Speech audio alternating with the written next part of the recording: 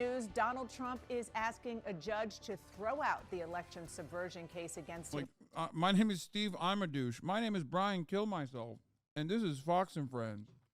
In Georgia, the former president's legal team just filed a motion claiming presidential immunity, just like they have in other cases.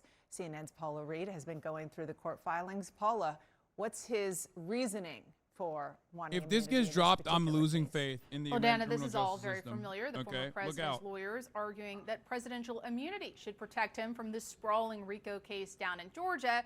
And that argument might sound familiar because it is the exact same argument they made in his federal election subversion case. And this question of presidential immunity, this is going to be the focus of a much anticipated oral argument tomorrow before the D.C. Court of Appeals. Trump's even expected to attend. Now, in today's state filing, they're making many of the same arguments they've made in the past. They argue that in and around... You have faith in our criminal justice system? Yes. Because the only thing I have faith in within our criminal justice system is that they will always make content. It might be horrifying content. It might be funny content. But our court structure will yield content. Okay? Straight up. Like, I'm not saying it's just. Not at all. Unless you're thinking about the content. In which case, then yes. So, for them to turn around and refuse to give us this Georgia televised court proceeding, woo, I'd be pissed. Around January 6th, Trump was acting in his official capacity as president. They argue that conversations he had with state officials about election proceedings, that's all. He's been looking extra shit, by the way. Like, he's been looking real bad. I noticed it in the last speech he gave. He just looks so burnt. I don't know what it is. I don't know if he's like lost weight as well. Have you heard a Civil War take? No, I think I heard bits and pieces of it. He was just like trying to. Does anyone have the Civil War take? Actually, I would love to see it.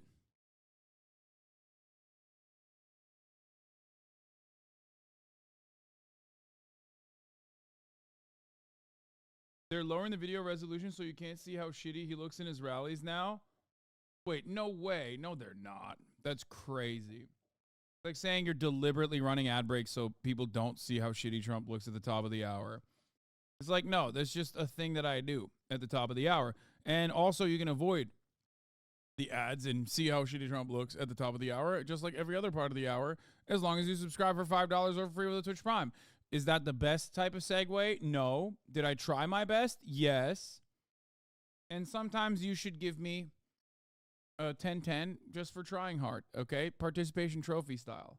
Just like sometimes you get a gifted sub to avoid the top of the hour ad break. Participation trophy style. Here's the 3-minute ad break now.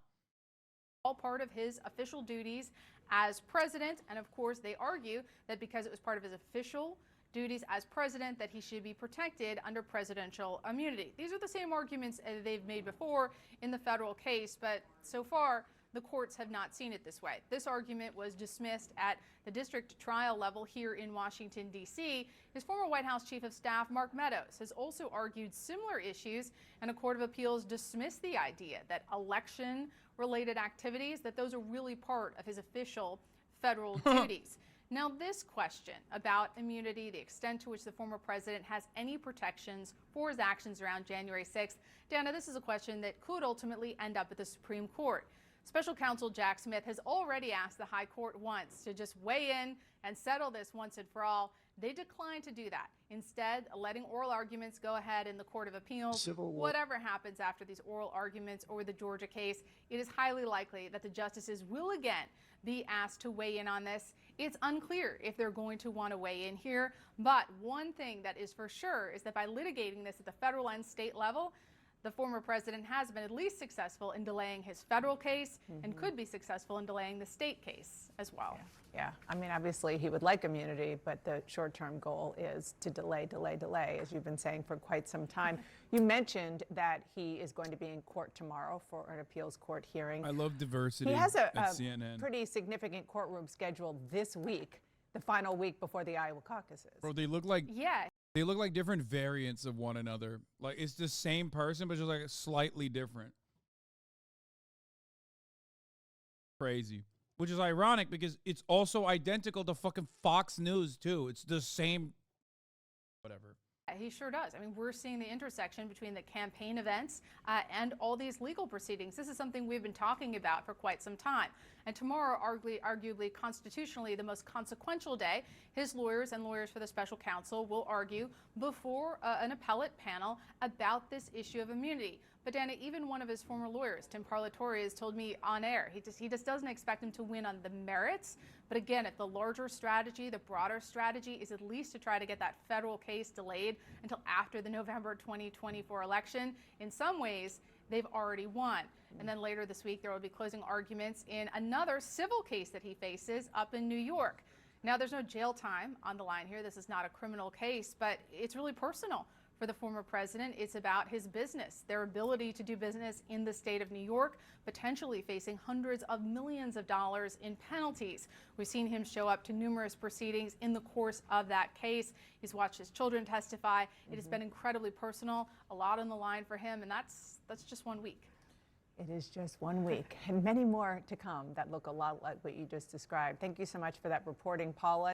Joining us right now is Michael Moore, former U.S. attorney and CNN legal analyst. So, Michael, the filing in Georgia making a similar argument of presidential immunity that his team is making in the federal case against him that we're watching for this big moment, this appeals court. Damn, chat is so fast. This appeals court taking up that question tomorrow. But is Emma, this Georgia perma filing him. different than the question now before this federal appeals court? 300 seconds is way too Well, little. good morning. I'm glad to be with all of you. It really is the same thing, and we expected to see this filing. The filing is coming not because it's some new matter before the court, but because there's a motion deadline. So the defendants had to file these types of motions in the case today. I was just taking 300 seconds to look at his life. Oh, you know it's devastatingly bad. Wait 9 extra minutes after the follow period to say specifically that. Get this out and to have some consideration, the judge could at least know what motions were pending. We expected to see this. This has been raised in some of the arguments. Trump's new lawyer in Georgia has talked about this extensively, but really the issue in the motion is whether or not a former president can be liable for acts he committed while he was president of the United States. And they argue that, in fact, because he was acquitted in his impeachment trial, That's all you got? that then bars him from further prosecution during or because of those acts that occurred while he was president. That's always been a little bit of a different linchpin and maybe a kink, if you will, in the district attorney's case here in Georgia. And that is that she focused her conduct, by and large, on things that happened while he was president, not on witness intimidation after he was president, not on other acts, but on actual things that happened during his presidency. And so, as we know, the president's vested with a lot of power. One of those things is, in fact, to have involvement in elections. The FBI is involved, DHS is involved, the U.S. Attorney's offices all over the country involved. Those are federal functions. And as head of those federal agencies, the question is whether or not any acts he took might be arguably in support of those functions. And that ultimately be the question the appeals court addresses this week. And that is what the appeals court is addressing this week, exactly. The scope of Donald Trump's presidential immunity. In what you've seen in the arguments that obviously Jack Smith, the special counsel, says his case is entirely based on the fact that he does not think Trump has presidential immunity. Donald Trump's team arguing the opposite. How strong or weak do you think Trump's argument is for absolute immunity at this point? I think both sides have sort of pushed the boundaries of rationality.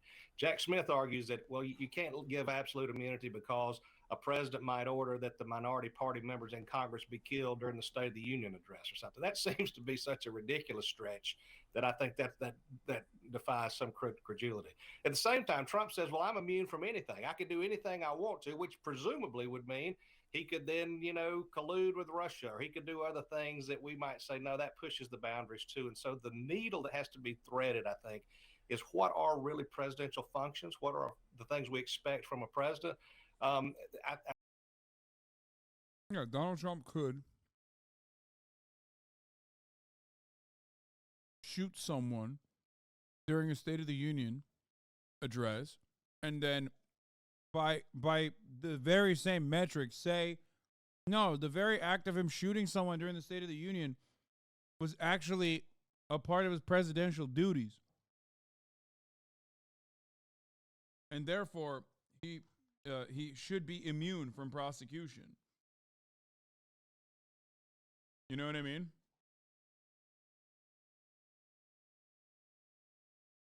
I trust this guy with his accent and dress. I agree. Lowell Cow viewer, you got to try harder, brother. Try harder, buddy. You're failing.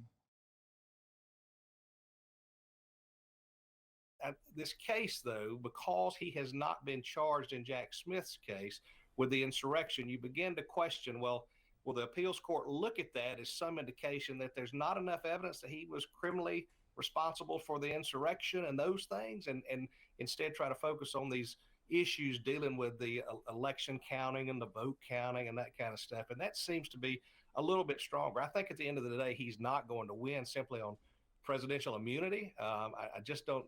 It just seems to be one of his weaker arguments as he goes forward. But we all knew, and I think this is expected on both sides of the aisle, and that is that the Supreme Court is going to have to weigh into this, because this case and this issue is not just about Trump.